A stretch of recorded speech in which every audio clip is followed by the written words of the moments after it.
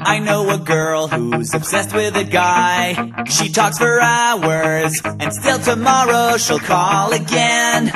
And when he thinks that this could be the end, she calls again. At 6 in the morning, she waits at the door. He tells her to leave, but still tomorrow she'll be there again.